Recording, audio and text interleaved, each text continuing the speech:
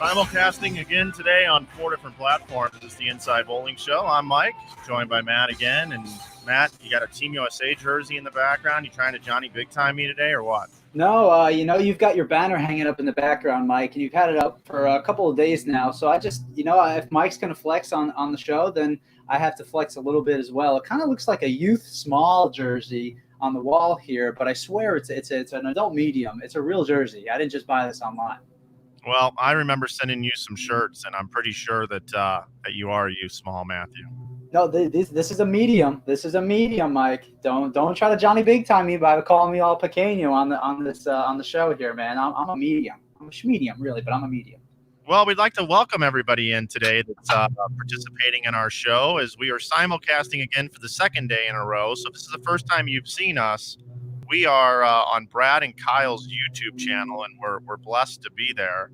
And in addition to that, we are also simulcasting on Kyle Sherman's Facebook page. So welcome, everybody. This is what we call the Inside Bowling Show. We are on episode number 23. We're going to do 40 of these shows, and our guests today are going to be Brad and Kyle. So we're excited about that. What was that noise, Matt? Yeah, sorry. I just, of course, inconveniently enough, my landscapers just showed up in my backyard. They'll be done in a couple minutes, so I'll do my best job to mute myself, unmute myself. So here I go muting myself. So, they just turned the machines off. So it's, they're trying to stop us, Mike. They're trying to stop us. But you know what? You can't stop the grind. You can't stop the grind, man. You just can't stop. And I'm ready. Landscapers, no landscapers, internet, no internet, microphone, whatever it is, Mike, we're going to get this show done. Yes, we are. And we have a lot of comments coming in. We are an interactive program. However, when you're simulcasting on a YouTube channel that has 72,000 subscribers, we will not be able to get to every comment today. Yeah, we're going to be a little in over our heads today from a production and comments and question and answering standpoint. Mike and I are used to having 12 viewers, and we're already setting personal records here on the show. So please bear with us. We're going to try to get to everything as much as we can, but it's going to be a challenge. That's for sure. And we will get to our guests here in just a few minutes, who everybody wants to see. But I do want to remind everybody that if you can subscribe to the Inside Bowling YouTube channel, we would greatly appreciate that. As well as follow us on Instagram, Facebook, and Twitter. And I'm going to tell you why it's okay for you to go out and do that. Because when Brad and Kyle started their YouTube channel on June 8th, 2017, with their first upload, it was Inside Bowling that helped give them the boost. It was Inside Bowling that was telling people to go subscribe to their channel. And it was text messages coming in this direction that would say, hey, Mike, would you mind sharing our video so we can get it out there to the masses? And things have come completely full circle now, to where we are now asking them to share our stuff to grow our brand. So subscribe to our stuff, everybody. Subscribe to our stuff, because if it wasn't for us, Brad and Kyle would probably be 6 months further behind in the process. So you can look and see how many YouTube subscribers they had 6 months ago, which is probably like 50,000. Yeah, just But their 22,000 extra subscribers are because we helped get it out there in the beginning. So, and we're going to talk and reminisce about some of the stuff in the past today, how Brad Miller was on some of the original broadcasts that we did. On Inside Bowling and how he cut his teeth there. And we're talking about Kyle Sherman bowling the IB Open and that. But let's get to today's Bowler X poll question. Let's bring up yesterday's poll question, Matt, and let's see how those results came in from yesterday. So yesterday's question was, which member of Bowl DMC, our guest yesterday, will be first to win a PBA Tour national title? Is it Darren Tang, Mikey Tang, Chris Vi?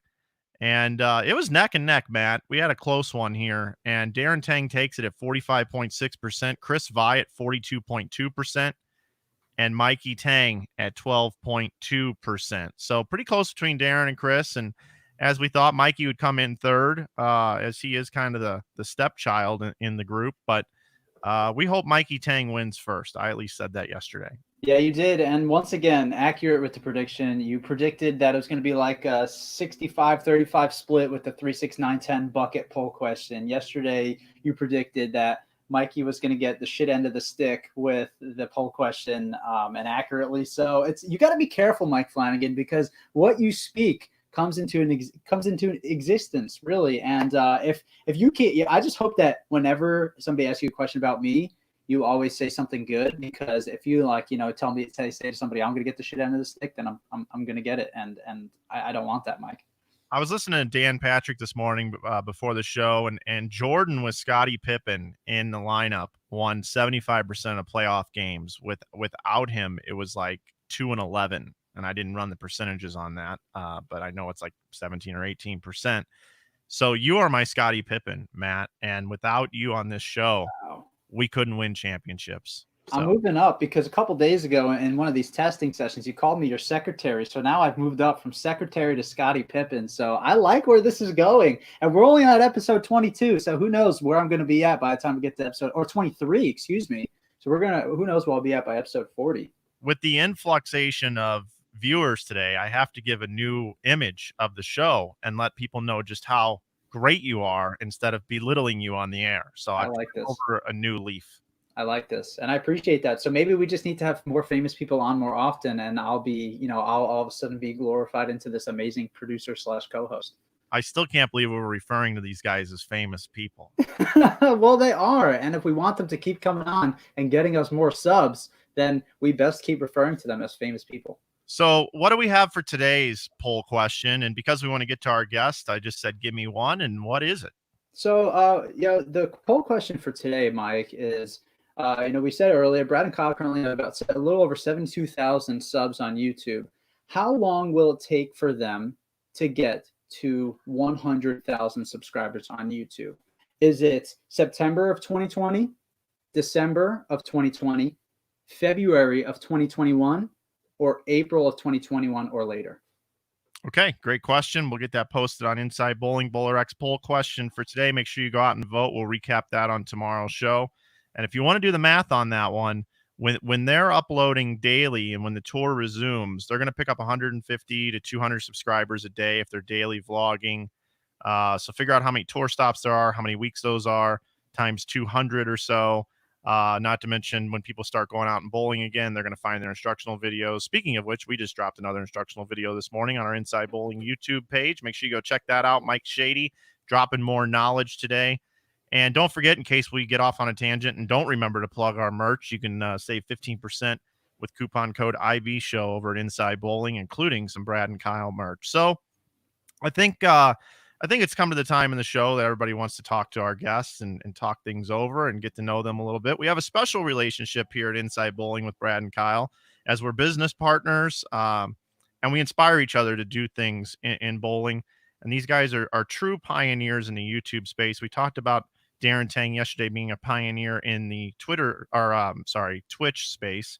And these guys are pioneers in the YouTube space. Like I said, their first upload was June 8th, 2017. It was shot vertical instead of horizontal. It's great to go back and look at that. And we do go way, way back, all the way back to high stakes bowling matches. So let's bring in our buds, Brad and Kyle. So how you doing? Listen, I want to say, first off, Matt, don't be taking this Scotty and Jordan reference, all right? Your ceiling's higher than that. Okay? Thank you. There's nothing that says you can't be Jordan. Thank you. Yeah, screw Mike Flanagan, Inside Bowling. I'm Jordan. I appreciate that, Kyle. Mike, I hope you're listening. I hope you're paying attention here, because every time we have guests on the show, they always hype me up, and you're like, yeah, Matt's good. Do all the little work, archive everything, type everything up, set up the episodes. But I think I'm meant for more, Mike. Destined for greatness. I would agree. And I appreciate Brad wearing a hat today, because I'm dealing with this glare off my forehead every day. And I wonder if there's a filter I can put on my window that's got like a brown tint to it to make me look tan, or if I should get some spray tan, because it's just gleaming up here. And Brad, I noticed you're wearing a hat today. So well, I used to use this light right in front of me, and the first show that Kyle did on our YouTube channel, my forehead, you couldn't even see me. It was, the glare was so bad. But I'm not using the light right now, so now it's actually like dark. So I might. Oh my God! I got. yeah, they need people like us to be successful, Brad. Us weird looking heads. I know. So guys, people with hair. How are you today? Are you guys doing all right? You're doing shows like every day with people. We're good, man. Your guys' shows are the earliest one of them all. Well, I mean, I don't know. How do you guys like having a daily show? It's like your own radio, Sirius XM. It's kind of the feel that we're going for, honestly. Mike's inspired by Dan Patrick a lot, so I think that if you watch our show and you know the Dan Patrick show at all, you'll kind of see some parallels there. So I think you kind of hit it on the nail on the head right there with the daily radio type show. Yeah, and he always makes fun of the Danettes, and you do remind me of a Danette. Matt, you kind of remind me of Fritzy a little bit, because he always does goofy things that just don't make any sense. Like, we just heard your dog barking in the background, and yeah, I got landscapers. Yeah, with the leaf blower. Could you tell us the model number of what the guy's leaf blowing out there with? Is it a Steel? Is it an Echo? Being a New York City type kid, I couldn't tell you if he's using a premium model, or if he's doing it with his hands. I really have no idea what the difference is. So I'm sorry to disappoint everybody on that one. So to your audience and to our audience, we have a lot of history, and I think we should take a little bit of a trip down memory lane and give a bit of an educational lesson here on just kind of how we got to know each other a little bit. I'm from St. Louis. Brad went to school at Lindenwood University. He's from Kansas City. Kyle's born and raised in St. Louis. Many people don't know that his parents are very influential in the St. Louis market. His mother, Tracy, was the secretary of the Ladies Traveling League for many years, was the high average in the MVP of the league before. And his father was a winner of World Team Challenges, bowl with the likes of Lightfoot and Weber's as well. So bowling family, bowling cloth is what you were cut into. Kyle, if you could tell everybody a little bit about your upbringing and why bowling's so important to you and the people you got to hang out with as you were coming up.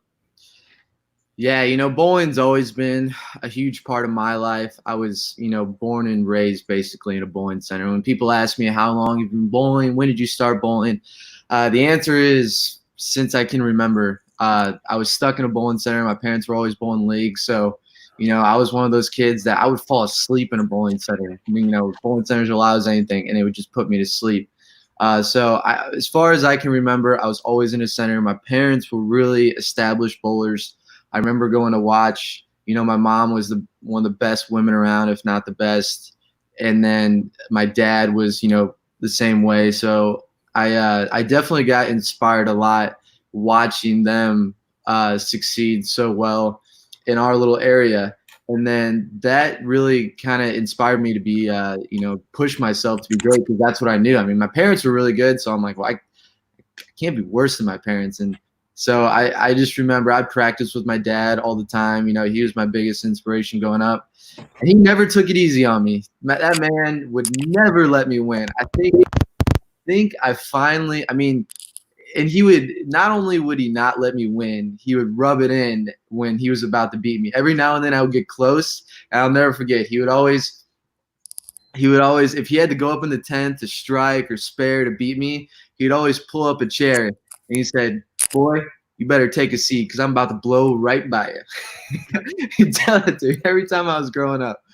And I think I finally beat him when I was like maybe 13, 14. I think I was started. And then the tables turned to where if he ever beat me, I'd never hear the end of it. So growing up, it was they were my biggest two inspirations. But I had a lot of inspirations growing up. Another big one was probably just a local guy, Eddie Bird. I was just obsessed with his release. He was just, in my opinion, I say it all the time, he's still one of the greatest releases I've ever seen. And so luckily I was born into and raised into some really amazing bowling talent, bowling inspirations. And was really lucky in that factor. Yeah, and I think a lot of people just don't realize how good of a bowler your dad was. I mean, he owns a towing company. You know, your parents own a towing company in St. Louis, sponsored bowling tournaments and bowling teams over the years. But your dad was a really good bowler. Could you share with our audience a little bit about your dad and what success he's had on the lanes? Yeah, you know, my dad he owns his own business, a garage towing company. So he never got to go out and maybe try the tour or anything like that. And, you know, he's not really necessarily like a high rev guy, but the dude is just a winner. He used to bowl doubles with Dick Weber at Nationals, especially the last couple of years that Dick was alive there. He's won world team challenges. You know, my dad especially in the area was always renowned for a really, really good team bowler. He would always have the best teams. They used to have this team shootout that I think he's won more. It's just a ridiculous amount of times that he's won. And he was just one of those guys that everyone wanted to bowl with. And he would always have the best teams, and he brings out the best in people. And he's just, man, he's going to get it done. And unfortunately, my dad's a little older. When he had me, I think he was 40 when he had me. So I didn't get to see, you know, a lot of it. But I was there for quite a bit, going to tournaments. And it was definitely a blessing. But yeah, he's a beast. He's a beast. Yeah, and the team shootout in St. Louis is very equivalent to the World Team Challenges, but St. Louis had such a great amount of bowlers and talent pool in that area. They'd fill up a 48-lane bowling center, and the best would come out from all around the Midwest, and your dad has won that tournament multiple times. And Yeah. he has the respect in St. Louis of the names like Weber and Bluth and all of those guys. Everybody knows Dennis Sherman. And I wanted to tell that because I think a lot of people don't realize just, you know, all the St. Louis families that have great bowlers. You know, the Webers, obviously Dick and Pete. But your dad, if he had put it to it, he probably could have won some regionals and maybe gone on the national tour and had some success. Yeah, you know, my dad, you know, like I said, had his own business. You know, growing up, never really had a ton of money or anything. Nothing was really given to him. So he was always working his butt off. And then he got into bowling late, I believe. You know, I think it was in his early 20s, some mid-20s, something like that. I mean, he didn't grow up bowling. Picked it up, and dude was just a worker. Go in, practice every day, and just kind of taught himself how to do it.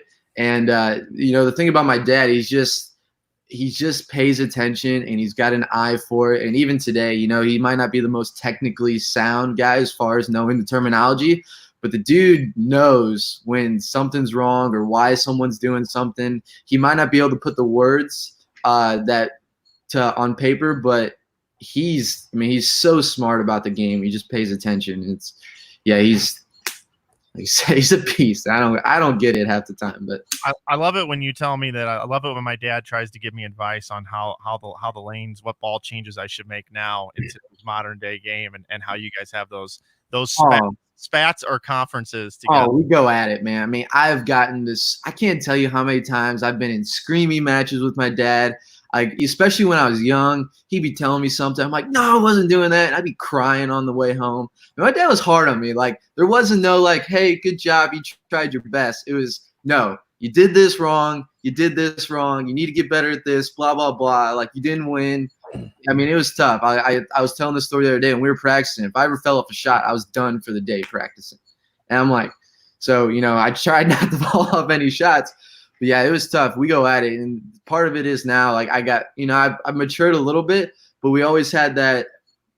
where I know what he's talking about. And when I was growing up, I kind of didn't really realize it, but he knew what he was saying. He just couldn't translate it in today's modern game because he doesn't keep up with all the equipment and the terminology and all that.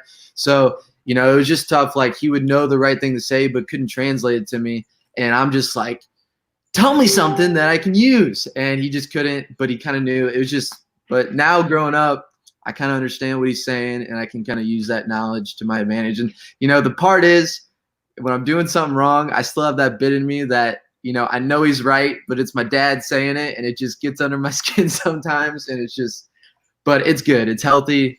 It definitely built some tough skin on me. So. And I think we've all been there, and it's a good lesson to be learned. But the support you get from your parents out on the road is incredible. And Brad, I have seen your father watch you bowl at so many events that I've gone out and covered. What's your relationship like with your dad? I know he's your biggest fan, and your parents in general, and the support that you get from them. Well, he's the only reason I'm still doing it. There was probably multiple times back in like the middle 20s where I just didn't really want to do it anymore. And he's like, "You're not going to like corporate life. So I don't know what you're thinking, but you might as well just see it out." And I'm like, "Yeah, but I'm never going to have any money. Like I've been doing this for 4 or 5 years now, and I still have the same amount of money to my name as I did 4 or 5 years ago." And he goes, "No, it just takes time. Like think about it in like an MLB pitcher. They start out in AA, AAA, and then they finally get their shot when they're 28, 29 years old, and then they have a career worth of like 5 great years where they rake in a lot of money, and it just takes time." And I'm like, but I'm impatient. I want something going. I need something on a daily basis to work on. And he's like, "Dude, just keep doing it." And so I did. Like, he's literally the only reason he talked me out of getting a job in the corporate life. He doesn't want me to. And he had a particularly bad scenario the last like 3 or 4 years of his career for his company. So just seeing how the corporate world is ran nowadays, he talked me out of it. And yeah, he's literally the only reason to do it. And he loves it, man. He loves to come and watch me bowl, especially when I have a lot of money on the line. Like if I go into an amateur tournament and say I put up like $1,000, like he loves that. He's looking at scores. Well, he had this guy in brackets 6 times and he shot 220. You shot 235, so you beat him 6 times. But Mark Henninger over there shot 240. You had him. Like he's running the numbers constantly. He loves money, and he loves to pay attention to it in terms of like bowling.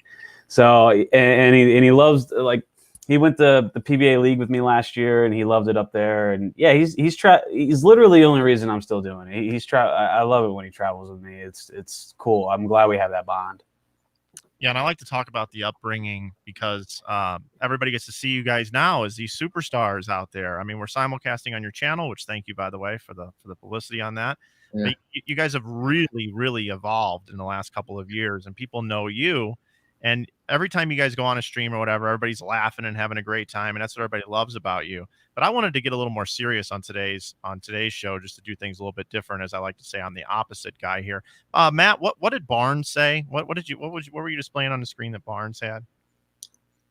Is there any correlation between how a guest dresses for your show and how much respect they have for it? We got suit and ties showing up here. Well, I mean, Mike's wearing a blue shirt, so clearly there's not a whole lot of respect going around. Oh, my God. Shots fired, man. We did have somebody coming in the comments and saying, "I won't sub to your channel," or something like that because you wear a crappy-ass hockey team shirt. Go Penguins. So apparently they got a whole lot of Blues fans hanging around here. So let's talk about how we met and how we got together many years ago. And we'll start with Brad. Brad, do you remember when Inside Bowling first started? You talked about it during your first live stream. Brad and Kyle live stream Thursday nights on their YouTube channel. Make sure you go check it out. But you touched on this a little bit. Do you remember the first time you met me and the Inside Bowling stuff? Tell people a little bit about that experience. I can't remember the exact moment that I first met you. I'm assuming it was at Crest Lanes when you were managing, and I'm sure there was like a tournament there or something. But you were the guy that just had ideas and had something going. And I don't know if I met you before you had Inside Bowling, before it was even created. But as far as I remember, I met you and you had Inside Bowling. And you're like, "Yeah, I got all these ideas. We're going to start running these action matches. We're going to have a forum where people can talk smack to each other and throw up money against each other." And at that time, in college bowling, the college bowling forums were popular. Everybody was on there talking smack to each other. So it was about that same time where a lot of the Lindenwood guys just transitioned over to from college bowling to Inside Bowling forum, and they started putting up these matches like, hey, I'll bowl anybody, 10 games, $100 a game, $1,000 total, $2,000 total for the match. And I remember a popular guy that bowled a lot of them were Nick Weber. And Nick he's a great friend of mine, but his philosophy was he's trying to get better. He's trying to learn how to bowl. He had a little bit of money at the time, so he started bowling all these like really good bowlers like Tim Barrett, Brett Cunningham, and he lost. He lost a little bit of money, but yeah, dude, I remember those times, man. I remember. I think I still might have your T-shirt where it was like the first 100 subscribers of Inside Bowling were printed on the back of it. Yeah. And then when we broke the world record for the 5-man team, you had us at your house for a podcast that you were kind of sort of doing or some kind of show. 10 years ago. 10 years ago. Wow. So what was your favorite match that happened back then? Do you have a favorite? So a couple things about that. So first of all, my Lindenwood University students that were student athlete bowlers helped put Inside Bowling on the map because they saw what I was doing and just came over and, hi, I'm Eddie Setwinski. Hi, I'm Brad Miller. I'm like, oh, hey guys, tell me a little bit about yourself. We had maybe a 30-second interview, and I'm like, you guys want to sit in this booth? You guys know these guys better than I do. And so I just put a podcasting setup in front of you, and you guys called action on what was it at the time? Ustream? Yes. And I remember we were doing this with just one webcam, and you guys felt like rock stars. And I remember you taking off the headset one time and looking at me and saying, Lucas Wiseman's joined us. He's in the chat. And at the time, Lucas Wiseman was like the biggest thing, in bowling. He was the broadcaster for Bowl TV that was just kind of getting started. And I remember that's like when we felt like we made it, And the one thing about Inside Bowling, especially early on and even today, is it's a community thing. It's not a dictatorship. I like to lead, of course, but I've always had more people come in and out of our booth when we live stream tournaments than anybody else. It's almost like an open invitation to sit down and have a seat. And you guys have both graced us on the airwaves, but Brad, you were one of the originators of that. And I can't thank you enough for the support that you and all the people at Lindenwood did for getting us off the ground back in 2010. Yeah, the first one we had one mic. Actually, maybe the first couple. We only had one mic, and Setwinski and I were passing the mic back. We could talk. It was hilarious, man. But yeah. Dude, go ahead. I was just going to say, and then you guys broke the all-time world record for which has now been broken last year in St. Louis, or not too long ago, I should say, this year. Yeah. And you guys broke that record, and everybody that had cell phones at the time, and cell phones weren't very good 10 years ago. We've come a long way, people. Not everybody had iPhones. And I pieced all those clips together to make the best video I possibly could. I didn't even know Premiere. I was using like Adobe Elements or something to create this thing. And I know you two can really appreciate this. Matt as well, because I taught him Premiere on the fly for Junior Gold Vlogs last year. But working with that editing software the first time is such a bitch. I mean, oh my gosh. Awful. That's the thing that people don't understand is the edit. And we should probably get into the YouTube side of things a little bit here. And Kyle, let's talk about this YouTube channel of yours. You guys have 72,000 subscribers now. You guys launched June 8th, 2017, which just happens to be my best friend from kindergarten, and I'm still best friends with the guy. His name's Marty.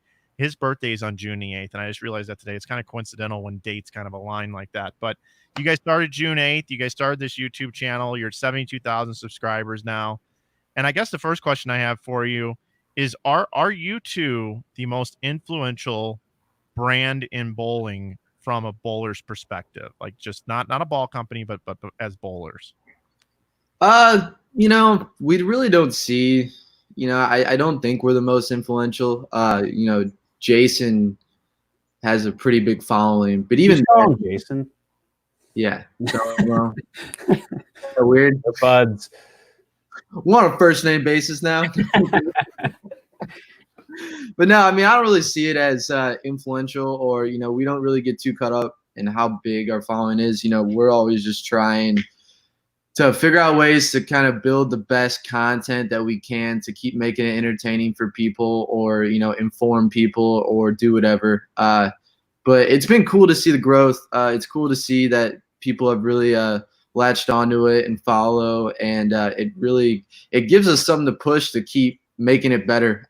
If it wasn't for all the people subscribing and sharing and all the support, you know, if no one was watching it, we probably wouldn't do it anymore. So but it's cool to see the growth and that we can actually do some really good things for the sport. One of the coolest messages we get is when people saying how much our videos have helped them or got them back into bowling, or, you know, I haven't bowled for 20 years and I watched your videos and now I'm joining my first league, or I watched you guys and I'm just started bowling. So those comments is what makes the whole process super special. Yeah, I just want to take a second. I'm going to interrupt you here, Mike. We have a comment that rolled in from a very talented individual, Jeff Martin. Very smart guy. Matt Farber's the GOAT. Releases clean. Clean. So I get it. We've got a couple of celebrities here, and I'm just kind of the producer making all the screen go around. But I want to let everybody know that there's some smart people in the chat. Back to you, Mike. I saw it. Yeah, I know you saw it. You know, Mike's the worst bowler in this group. I just got to say. Yeah, he is. Well, that banner behind him would tell a different story. Well, that's my gateway banner. That's your gateway? Yeah, that's my gateway banner. Is that an 800 or 300? That's 300, right? 100, yeah. You would be the only guy that gets alternating colors from letter to letter. I mean, that's just such a Flanagan thing. Most people are just like, yeah, white banner, blue letters. You're like, white banner, red F, red A, red A, red A, and then blue other ones. Touche. Back on track, Brad, I want to ask you something. All right. This one might hurt a little bit. Oh, boy. Are you guys overrated as bowlers in the landscape of bowling because you have a YouTube channel? Or are you guys good enough to back up where your fan following is? We're good enough to back it up. It's not even about being good enough. It's more so being knowledgeable enough. Because a big part of our content is just showing the world what professional bowling is all about. The beauty of it right now is that we're actually able to compete and we can share our personal stories. But I think we're knowledgeable enough now that we could still run content about the PBA and be okay. We can tell the stories about other bowlers and how they bowled. And maybe at the beginning, like, we weren't very good, you know, and maybe our content wasn't as good either. But I think our content has helped us out a lot in terms of bowling as well. So I think right now, yeah, we fit the correct mold. We're right in there, man. We're right in there with all of them. Like, I don't think there's anyone we haven't beat on a daily basis or like in a single day before. So we have the capability to beat anybody. So yeah, I think we're more than qualified to do what we're doing on YouTube. Kyle, you chomping at the bit to get in on that? I mean, I'm just saying that Brad does not show enough appreciation of how much I've inspired him to become a better bowler. You're saying I don't You get ain't lying. I don't get enough credit. I mean, before I came along, Brad made like 3 or 4 cuts. He's doing whatever. And now the man can't miss a cut. I know Kyle comes out blazing. I'm like, no. He's like, I can't be having this. I just had to give him something to reach for. So I just want to say I don't get enough credit for this. But that's all. I'll actually agree with you on that. The first 3 or 4 years I spent, it was kind of like, how in the world am I going to get better? And then you came out and actually kind of showed me that, oh, wow, it's possible. I can do that.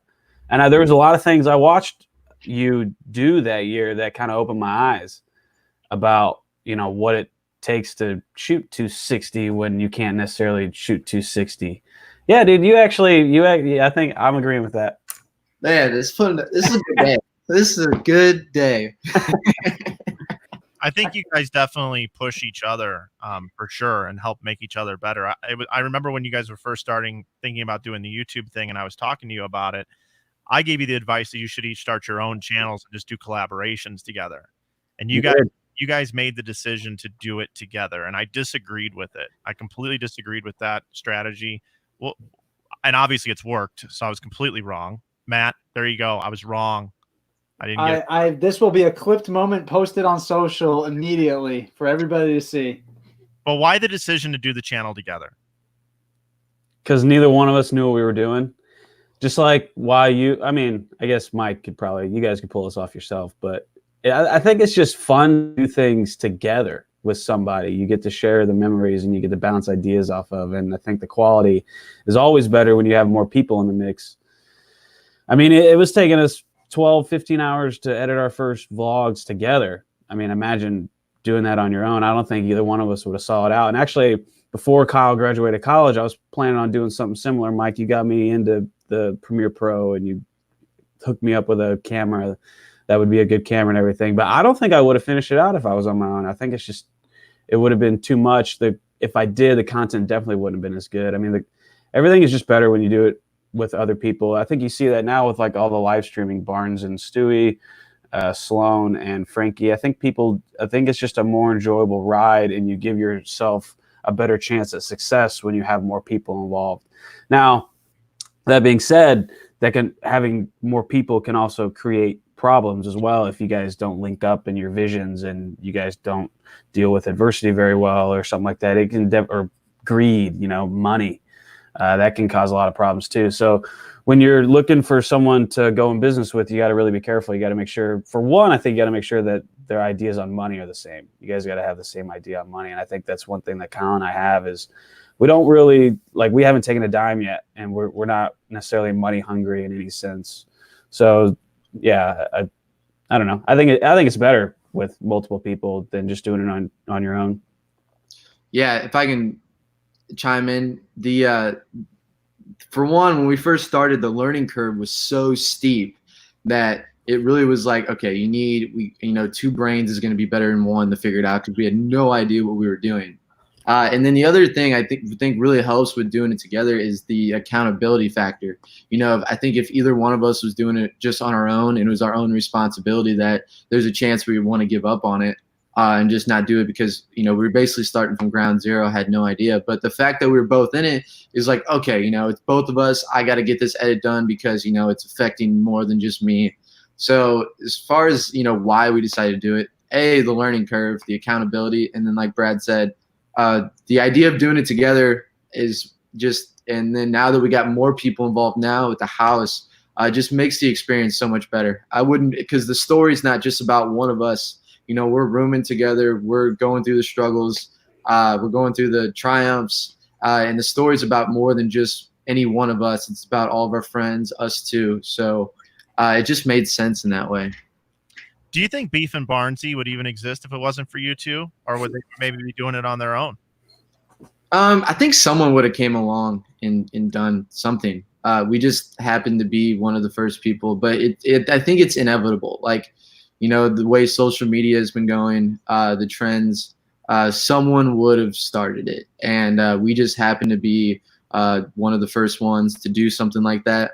And but yeah, I think they would. I mean, it's just, especially with how big social media is today, they would do it. As actually a better question, would Beef and Barnesy exist without you, Mike? Well, we talked about that before. They actually found this platform before us. We were trying this for 2 weeks and couldn't figure it out. They taught us on this one, but we do talk to them all the time. But the reason why I bring it up is bowling in our industry is a copycat world, and you see it just about everywhere. But what I feel like is more people have started either YouTube or doing something together than doing it alone. And I think you guys have inspired people to do things together. I mean, even the bikini, what are they? The bikini bikini bosses. I know. So yeah, I think it's really cool to see how you guys create and how you guys have kind of paved the way for a lot of other people to get into the YouTube space, the videoing space, the Twitch space, and how you guys are really kind of yeah, Barney coming off the top rope. Kind of figured those guys do, how hard could it be, right? But I could just picture Barney sitting there editing a video for like 13 hours and then just like break his laptop and say, "Yeah, we're not doing this. We're done." Glasses. Yeah, he's got his glasses. He's like, pushes him up. Trim, how do you do that? Right? Yeah, just cool stuff. But I think we've got a lot of comments that are coming in here that a lot of people are talking about how much you guys have helped other people, and how your coaching videos and your instructional videos, and your membership group that you guys have, that you offer, on a subscription basis, that people could come in, they can learn the ins and outs of the PBA tour and just competitive bowling in general, and get better and improve yourself. So I guess what I want both of you to talk about is kind of what inspired you guys to start really giving back to people and instruction, putting out instructional content, and where do you guys see that going from here? Brad, take over. I just drank this whole water. I got to use the restroom. All right. I think for me, my journey was a little different, and I saw the hard part of the journey. I was grinding on tour. I wasn't doing very good, and I knew there was like a steep learning curve from college. Like I went from being one of the best bowlers in college to just non-existent on tour. I mean, I couldn't even sniff a check. And so it was like this huge gap that I realized existed. And it took me, I remember Rhino Page told me one year at one of my first World Series of Bowlings, he goes, it's a 5-year journey now. With the way the PBA was structured at the time, there was only like a couple of swings, there was a lot of time at home. And he told me, he goes, it's a 5-year journey now. And I'll actually never forget that, because at that time it is, and it still could be, but I just remember how hard it was for me. And so if I was going to keep doing it, I was going to obviously spend my time trying to learn and trying to find little tricks and little things about the game that I didn't know previously that could help me. And I just thought to myself that, people need help. I need help, and when I got to the point where I was receiving help and I was learning and I was gaining these experiences, I just wanted younger people to see, kind of hear what I've learned and what my journey was. And I thought that Kyle and I are the exact people to put out instructional content, because we're actually seeing with our own eyes what's working, what's not working. Like, for example, people hate a push away, but Tom Doherty does it pretty dang good, and Darren Tang does it pretty dang good. So I felt like we were really qualified to share the information that we were learning. We were also getting a lot better, so our credibility was, and our YouTube channel was raising as well. But I feel like people on tour, they're the qualified people to really put out knowledge that you can trust. You actually, because a lot of the stuff we do, we back it up with professional bowlers. This is what Barnes does. Like, he has a late push away, he's in his third step. Like, you will never learn that from a coach ever, but it works for him, so it's possible. And I don't know, I just thought that since we were going through the journey ourselves, is the exact same journey that other youth bowlers and everyone else is going through and will go through. So I just wanted to help. And instructional content at the time on YouTube did better than our vlogs. So we needed a way to get people to watch the vlog. Well, I think that's worked out pretty darn well, considering the fact you guys now have over 70,000 subs. If you guys look back on it and your journey through YouTube and your journey through, I'm sure there's probably plenty of things that you wish you could have done different on the lanes to get better, quicker, and to be maybe in a more advanced place in your career. But is there anything that, looking back on your YouTube journey, that you guys wish you would have known, that you wish you would have changed and done different to hopefully, like, to possibly progress you guys further than where you are now? That's an odd question, right? Because like part of the beauty and like what we're doing and generally life in general is like the journey, right? So personally for me, the only way I really learn is to just keep making mistakes, right? And and YouTube's kind of a cool space because everything's documented, right? Like your first videos are documented compared to your brand new ones. So it's really cool going back and seeing like people's first videos that are awful. What's the Marquise Brownlee?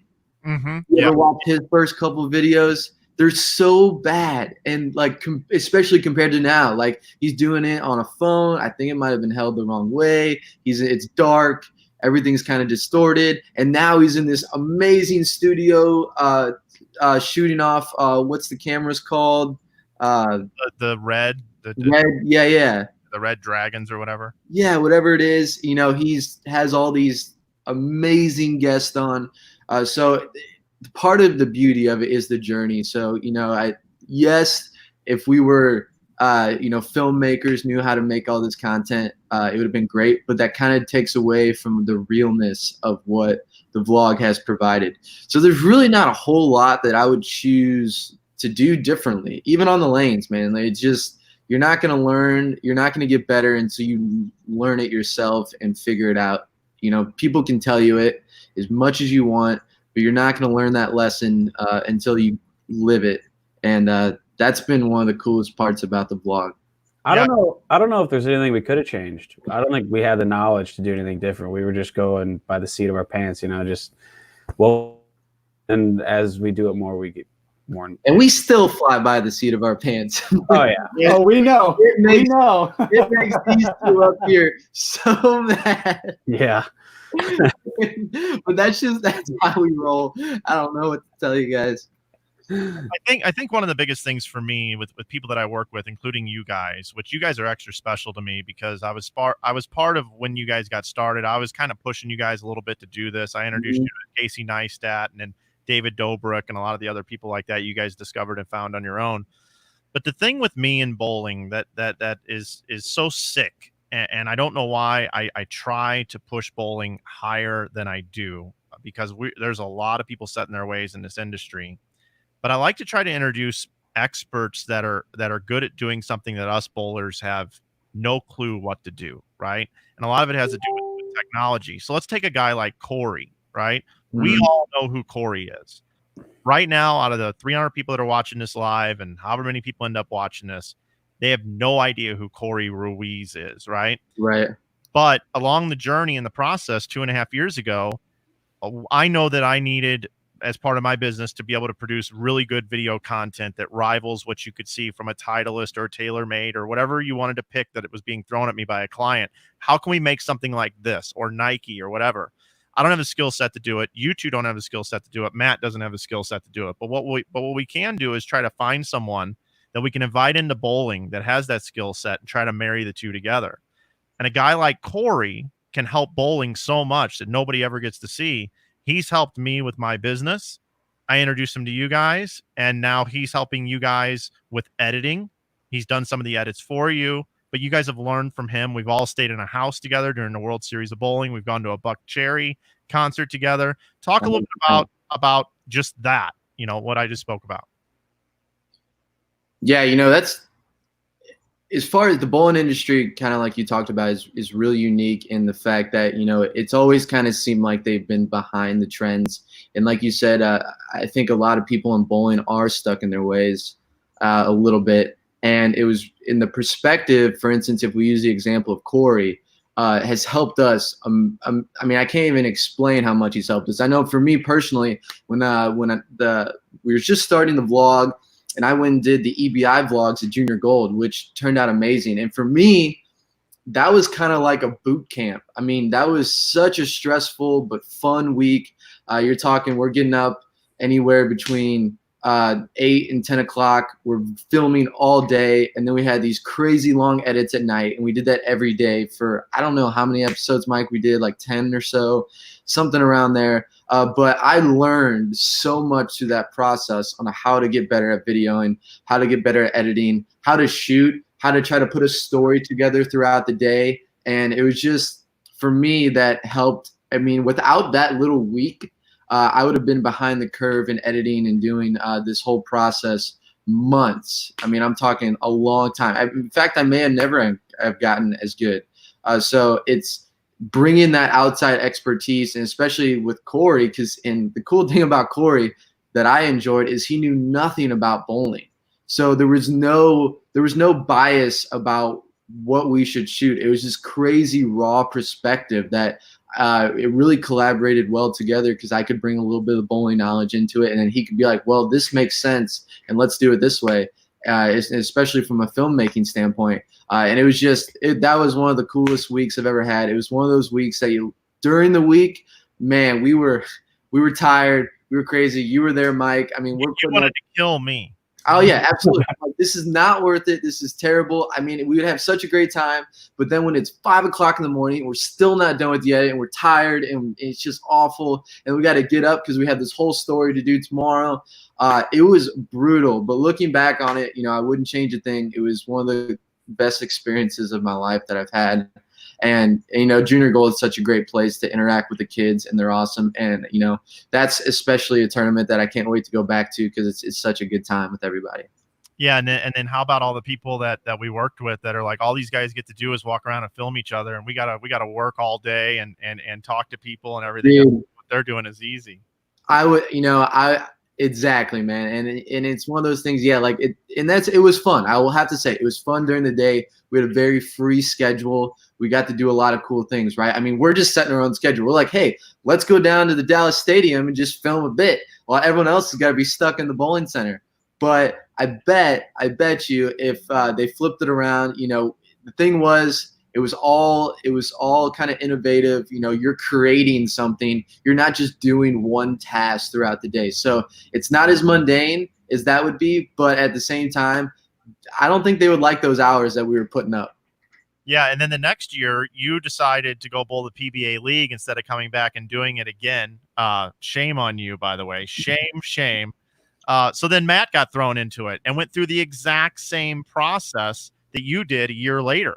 Thankfully, not nearly as grueling, though, because we had learned from Kyle's experience of staying up till 6 a.m. every day editing. And on the prep calls, Mike was like, yeah, we're not doing that. We're not having that. So luckily, we had Corey stick behind in California. So he was 3 hours behind us. So we could film all day, do some preliminary editing, and then shoot it on over to them. But I appreciate you going to bowl and being good at bowling, Kyle, because it got me in the door. There you go. And that experience right there is why I'm sitting here right now. So yeah, man, good for you. And I'm grateful that you guys will continue being in the PBA League. The one thing about that week too that was so frustrating is that YouTube was such a new space, and we're putting these videos on the EBI channel, and we're doing all this work, and these videos are awesome, man. Like if you guys want to see some cool videos from Junior Gold, if you're fans of youth bowling, if you haven't seen them, you need to go check out. I believe it's on Ebonite Bowling, the Junior Gold vlogs. I mean, we worked our butt off, and these videos would only get like 1,000 views. And we're just frying over it because there's some really cool stuff in there, really good content. And it was just so like, it's one of those things, you're putting in all this work, you're, staying up late, and then you're not getting the results, even though you think you're going to make some headway. And that's a lot of the YouTube space. If we want to get into it, man, you can think you have a dynamite video, and it's just not what your audience wants to see. YouTube doesn't like it, or whatever the case may be. So there's a lot of, and you have this emotional attachment to this content because you put all this work in it, you think it's going to be great, and then it tanks. So that was a rough stretch, thing to deal with while we were making that content. Yeah, definitely. And Brad, what are some of the biggest struggles with making content that you believe that there is that you guys have seen so far? I've got one for you, actually. I'm sorry to cut you off, but I remember this specifically. I did want to get to this. It's on my notes here. Remember when you said, when you guys were trying to get bowlers on the tour, when you walked around with a camera and they just like, get the hell out of my face with it, and what it's like now? Maybe talk about that a little bit. I remember there was one last year in Indianapolis, Kyle and I got this bit with Barnes, and he just got done bowling. I think he just missed the show, and we're in the paddock, and I just got the camera up facing Barnes, and he actually accepted it. Like, and he was his funny self. It was perfect. It was exactly what we wanted to put in our vlog. Just because so people can kind of get to know Barnes. He was exactly himself in front of the camera. And I can remember thinking like, wow, that was easy. He didn't even care that a camera was in front of him. He was just, himself. And then I think that was like one of the first experiences that we had where people were really kind of open to this camera. Because it is weird, right? Like, when you're in the paddock or when you're somewhere and you're not used to a camera being there, and all of a sudden you're putting your balls away or whatever, and there's a camera in your face, that could make you think twice. It could make you shut down, I don't know.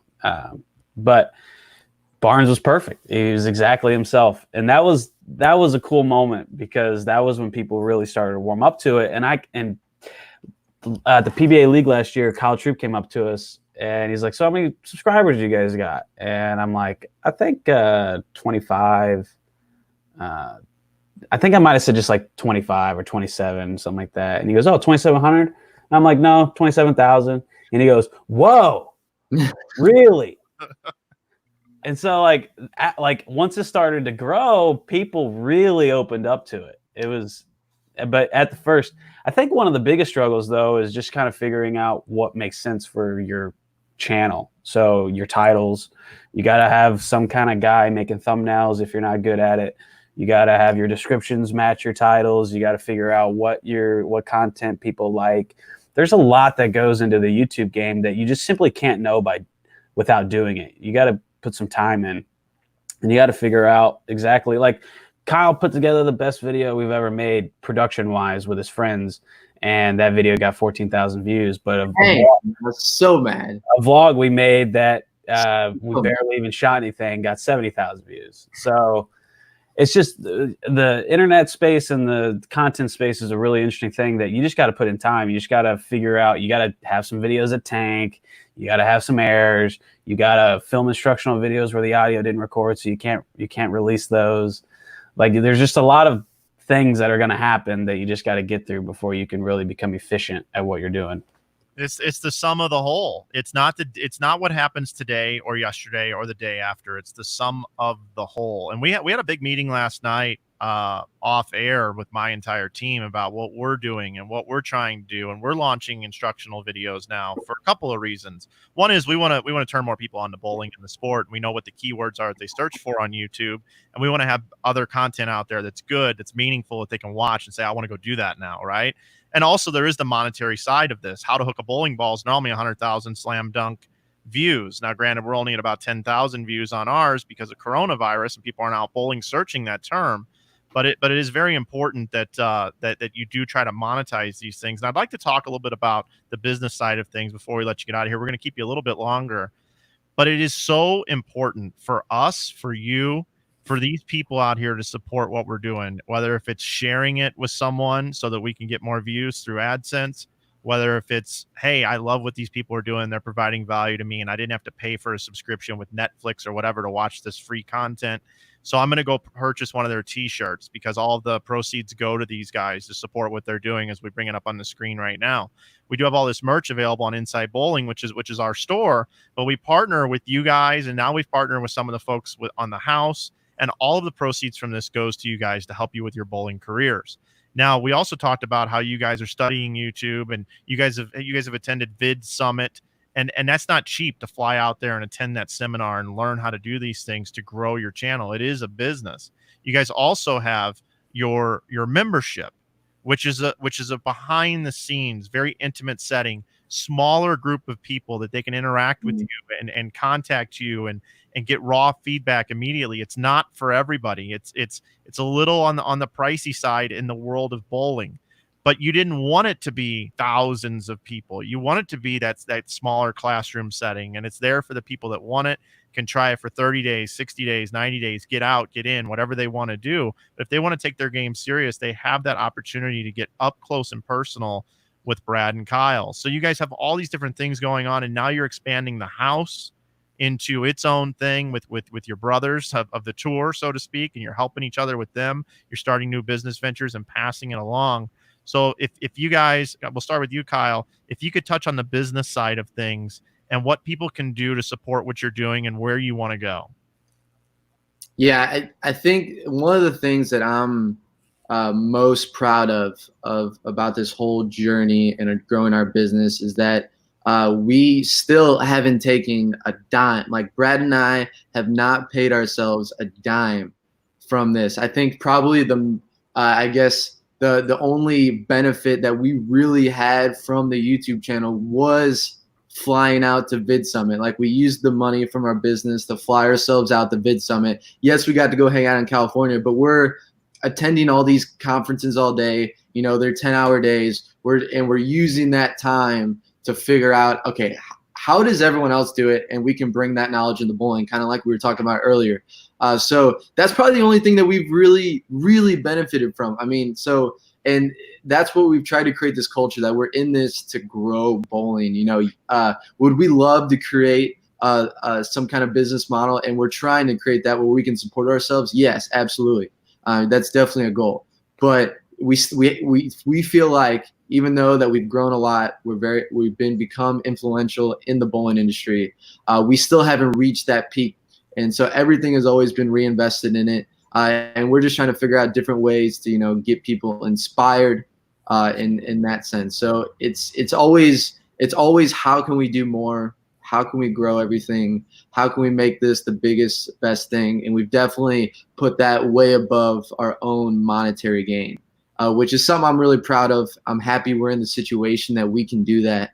But again, it wouldn't happen without the support of everyone, just, you know, helping us out with our journey. Yeah, I got an email this morning, or a private message on Facebook, that completely blew me away, from a gentleman who said, "Hey, Mike, I just shared the Mike Shady coaching video in our group page, and I want to send you guys money for the work that you've done on this video. Where can I send? Do you have PayPal, Venmo? What is it? I want to help support you and Mike Shady and all the work that you guys are doing." And it really blew me away this morning that I got that message from someone. And I know you guys have had Patreon in the past, your members for the membership. But really what they're doing is they're just pouring out some love and some reach to you to say, keep going. We want to help fund this. It's almost like Kickstarter without saying it is Kickstarter, right? Yeah. Yeah, and then, like you said, we've launched this membership that we've been working our butt off. It was uncharted territory. And yes, it is a little on the high dollar side. And the reason we wanted to do that, and like you said, it was we wanted to make it a more exclusive group. And even though we offer discounts and stuff all the time, we'd love to have people in there, as many people as we could have. But we only wanted people in there that were super serious about the game, that can interact with us on a daily basis, and that really, really want to get better. And I think the cool thing is that we still provide a ton of free content on YouTube. So it's like, okay, you know, I understand that some people maybe can't afford this. Maybe they're not as involved in the game to where it makes sense. But even if you can't do that, we're still providing all this free stuff on the YouTube channel because, you know, again, we just want to grow bowling. But the membership has been awesome. The members in there are great. And we really, really love doing it. So, and we try to, you know, it's just all about giving back, trying to grow the sport. We know that, you know, bowling necessarily hasn't been, it went through a little bit of a rough patch. I think we're on a bit of an incline. But, you know, we're just trying to do our part to grow and, you know, help out. Coronavirus wasn't good timing for you guys either, because your channel was absolutely crushing it right before all this went down. Bro, we would have hit 100,000 subscribers this summer, man. We were crushing, and it was just like content was going to be great. We have so many members going to make the playoffs. You know, Chris Fies and all this chances to make shows. Everyone else is in the chance to make shows. We got the PBA League was going to come around. Like the whole house is going to be in the PBA League, damn near. And yeah, the Corona, man, like everyone else, it just crushed our hopes and dreams.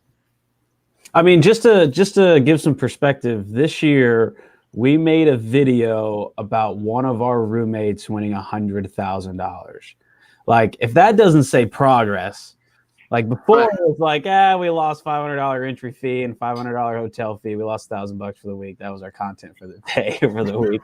And now we're shipping $100,000 tournaments, or our friends are. And it's just such a crazy journey. And the way it was going, look at all the people in the house, man. They're all getting better. Before you know it, they're going to be the ones bowling. Like, there's going to be 3 house members on step ladders for $100,000 or something like that. Like, it's all just being set up so perfectly. And then, bam. Yeah, it was rough. Guys, we're kind of running out of time. Are we?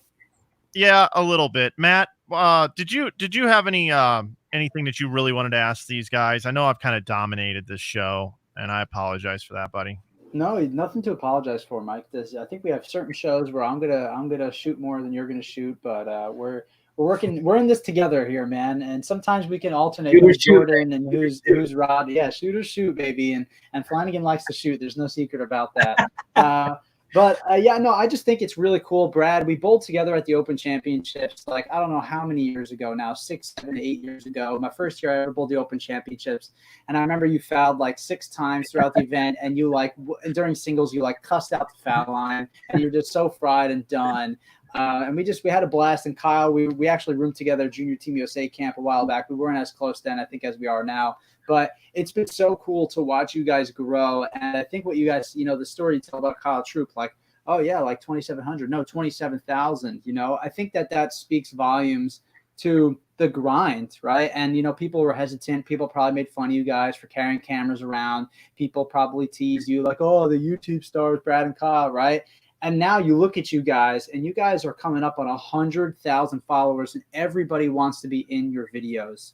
And I effing love that. I'm not gonna cuss, but I freaking love that. Dude, can I tell the story from Team USA camp from my perspective?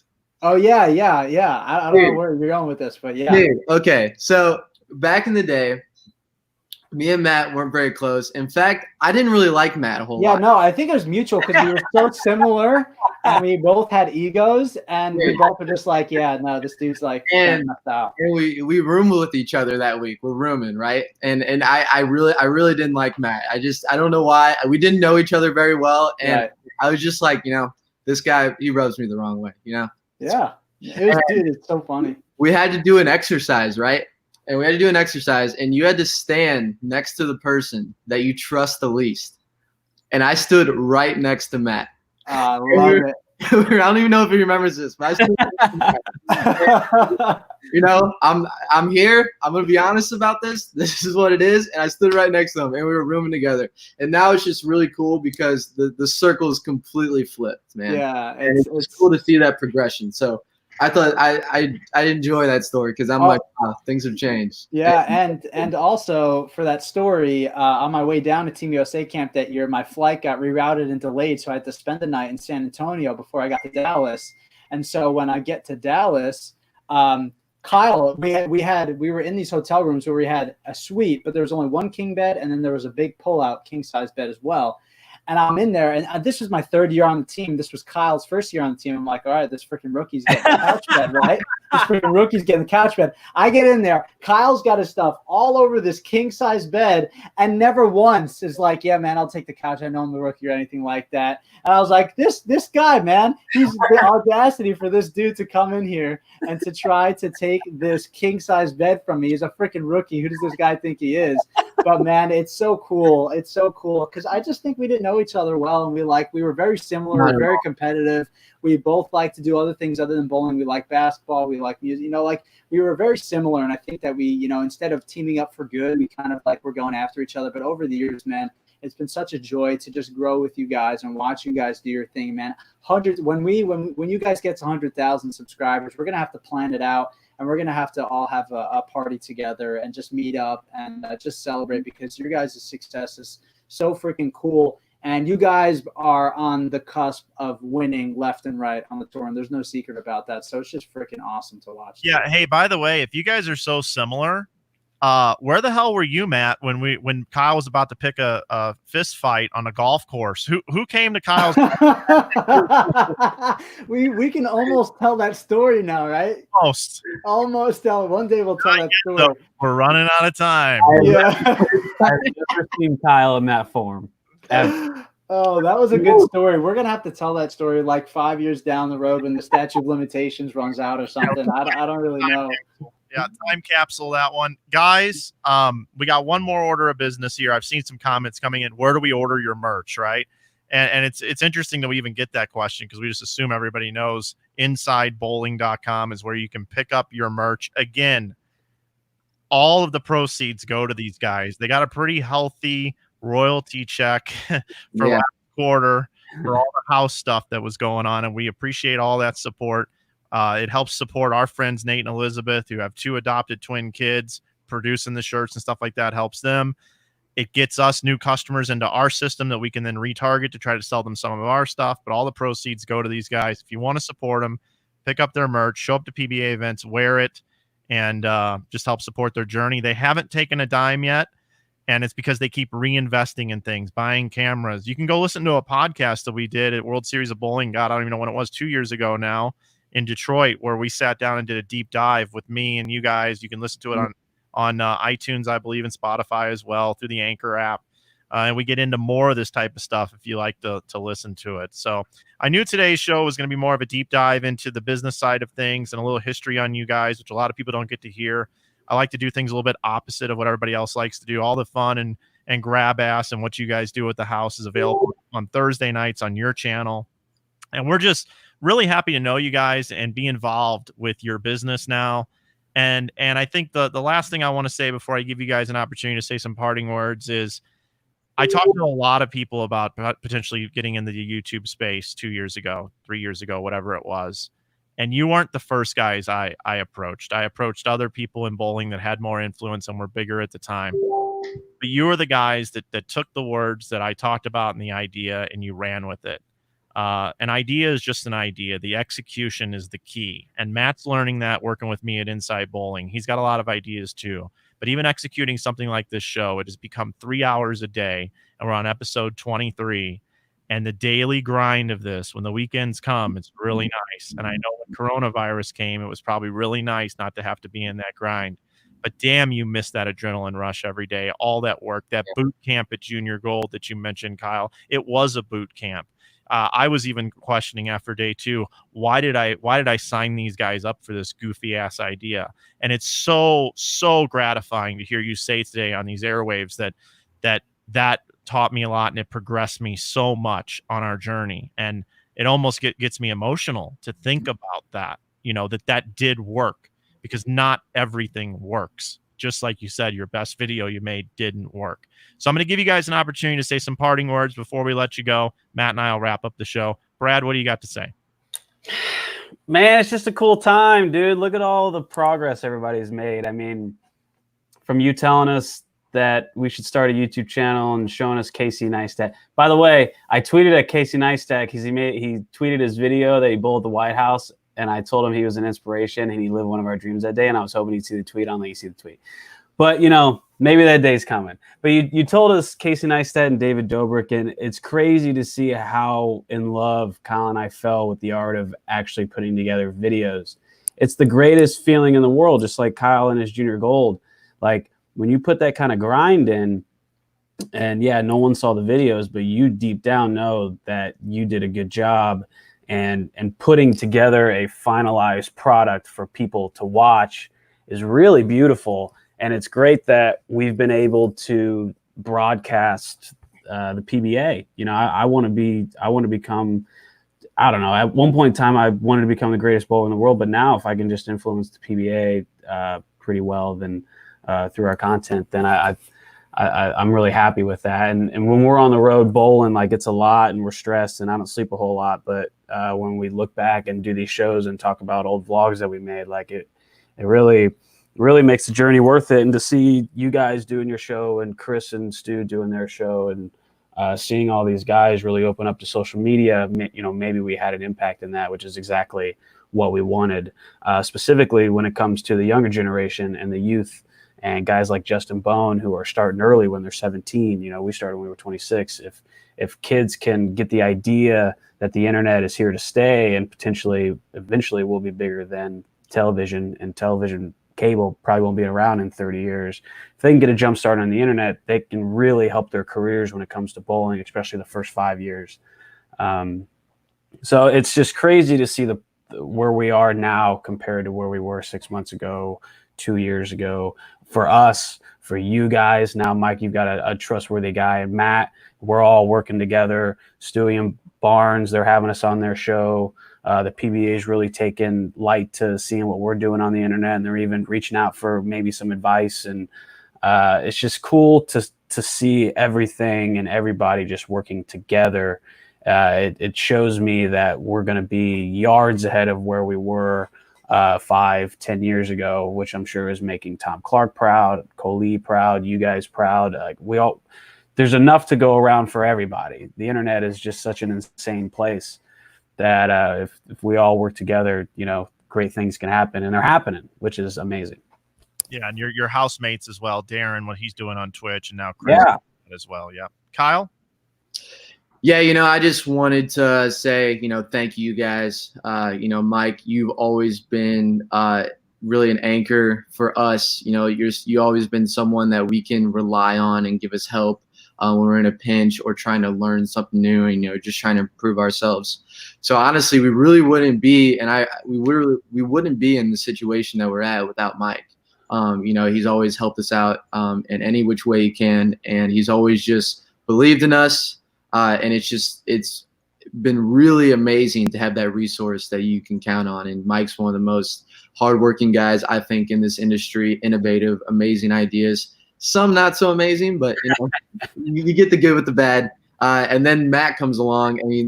Extremely hardworking, and you guys have just, like I said, it's just been that anchor for us. You've helped us improve our product. You hold us to higher standards. And when we're necessarily not doing the things we should do, and it's just been awesome to work with you guys, and hopefully we can keep the good work up and the momentum going, and it's just been good. So support these guys at Inside Bowling.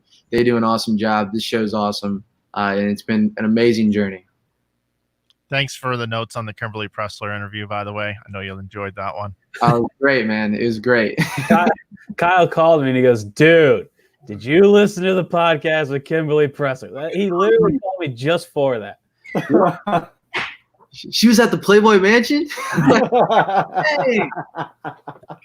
And Matt came back so red. Oh, man. No, yeah, when she called tattoos delicious, I was like, there was a lot of adjectives in my mind, and delicious was not the word I thought she was going to use. But you go, Kimberly. Go, girl. You tell them. That was great. Oh, funny, man. All right, guys. Well, thanks for joining us. Matt and I are going to wrap up the show. We'll be talking to you later today, like always. And it's just awesome taking a bird's eye view of the relationships. And a lot of people have been saying it's the best show we've ever done. So thanks for that. And thanks for letting us simulcast on your platform, too. Yeah, no problem, man. Thanks for having me. All right, Matt. So there we go. Longest show yet. Longest show, most viewers. We're set. Yesterday we simulcast on the most platforms ever. Last week we had the most people on the stream ever at a time. The show's growing, Mike, and I gotta say, dude, from episode 1, and I say this, I think, a lot on a lot of different episodes that we have, but just thinking about the growth, and I think we can relate it today to Brad and Kyle's channel, right? Like, we're looking at our growth here from going from 40 people watching to maybe 100 people watching consistently. They've gone from 0 on YouTube to 70,000. Right? Imagine if we had 70,000 people watching a live video, or 1,000 people watching, that's going to be the really cool part about all of this. So I'm grateful to be buddies with them. It's really, it's been an amazing experience. So another great show today. So much more we could have gotten into. We could really do a business inside on things. One of the other things we didn't touch on is their ability to be trendsetters in bowling. They're on the same channel, but I know that both of their ball companies would love to have both of them. But they've made a decision to stick the line and no, it doesn't have to be that way. Yeah. I can be with one and another can be with the other, and we can collaborate together, and everything's just fine, and we grow bowling together. And just little things like that people don't even think about that are such a big deal. And even when Brad came out to visit Storm, he stayed at my house. No big deal. It's just that's what they represent, is grow bowling.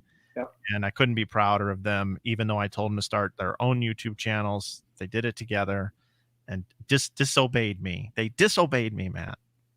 It's all right, Mike. It's all right, because it's all going to come full circle, and it already is. And maybe we need that little bit of rebel inside of them to disobey the one and only Mike Flanagan, so we can all feast and win together. So, man, just overall great guys. We've got another exciting show tomorrow, Mike. Really looking forward to tomorrow's show. Yeah, Mike Fagan and Robbie Spigner. We're going to talk it over, what's going on in the bowling industry, how things are happening at the center level. But we're out of here for today, Matt. Great job producing. Thanks so much for all you do. Thanks to everybody for watching today. And we'll see you tomorrow on episode 24 with Robbie Spigner and Mike Fagan. See you, everybody.